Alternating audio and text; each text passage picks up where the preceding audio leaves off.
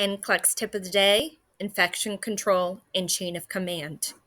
A series of steps that demonstrate how infection is spread. Breaking this chain at any point is essential for preventing the transmission of infectious diseases. As a nursing student preparing to take your NCLEX, the next generation, NGN, understanding this concept will empower you make clinical decisions and apply the evidence-based practice within your nursing care. Infectious agents, pathogens such as bacteria, viruses, fungus, or parasites. So example of this is Staphylococcus, MRSA. So this is caused in wound infections on the skin. So, how do we control this? It's identifying the pathogens and implementing the measures like isolation protocols or appropriate antibiotics. So, when you think of this, you have someone who has C. diff, they need to be on contact precautions. You have someone who has influenza, so they may breathe on other people, spit, cough, whatever. And this is where we need to have them on airborne precautions, proper antibiotics. You know, someone has a wound and it's MRSA, know the different types of antibiotics that the provider may be ordering. So, reservoir, where is the infection agent living? Multiplies. How does it work? So, example, this, as I said, is the skin. It lives in water and on equipment. So, someone who has the flu, they sneeze, they cough, they do something. That's where it gets on our equipment. Human skin, like I said, MRSA or whatever they have on their skin, it can be passed on to other people. So the environment needs to be clean, disinfect the surfaces, maintain proper hygiene, meaning that when you use some of those wipes, some places call them cavi wipes, but when you use them, you need to know what the dry time is on the bottle. So 1 minute, 3 minutes on the surface. So how the reservoir, how does this infection agent live? So examples of port of exit is the sneezing, as I was talking about, the respiratory secretions, open wounds, bodily fluids. So using barriers like a mask. So as we talked about influenza, we need to have a mask on. We need to glove. The wound dressings need to make sure that you have gloves on. When I'm dealing with someone who has C. diff, I sometimes double glove because that if you're cleaning up someone and there's a lot of stool and you get some stool on your glove, you need to be able to take it off and then you have another glove underneath. So this is blocking exit points. Mode of transmission. How is the pathogen traveling and exiting to the next host? So this is an example of direct contact. The other one, as I said, is droplets. It's spread through droplets and contaminated surfaces. So remember to perform hand hygiene, the PPE, so your personal protective equipment.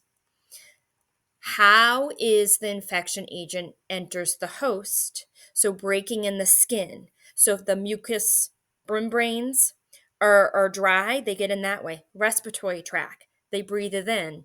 So protecting with intact dressings and avoiding touching your face. Hand contamination and using a sterile technique.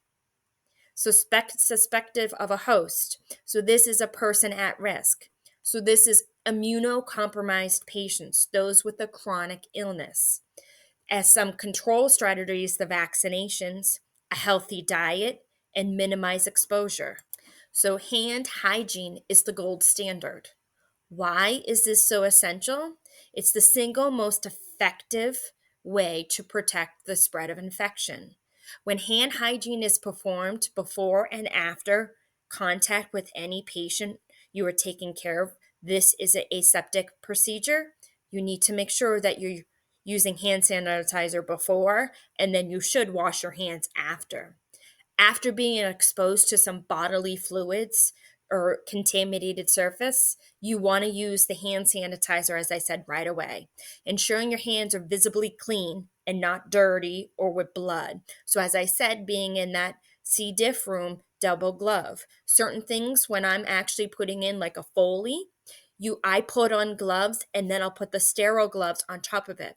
A lot of things in the Foley package, those Sterile gloves are sometimes too big. So I'll put gloves on and then sterile gloves on top of it. So if I'm doing something like I said, and then I need to take the glove off, I'm done, but I still need gloves on, I still have it. So let's get after it. But first, let's apply the NCLEX style critical thinking to this. So case study is a nurse is caring for a patient with C. diff infection. The nurse uses an alcohol-based hand sanitizer after removing gloves. Is this nurse breaking the chain of command? Why or why not? The answer is the nurse is not effectively breaking the chain of command in infection, but alcohol based sanitizer is an ineffective way against C. diff spores. When you look at how it works, is that if you sharpen a pencil or the tip of a pen, it's so minute, but that one little gram of infection spore spreads. So, this is why we need to use hand washing, soap and water. Understanding applying the chain of command and infection control principles, you'll be equipped to protect your patients and yourself from preventable infections. So I want you to excel in your next NCLEX. So always be proactive in identifying breach and infection control. Model proper hand hygiene to set examples for your peers and for your patients, because the patients do watch you. Understanding that infection control preventing is a team effort. Collaboration in the infection control nurse and other health care staff is the start.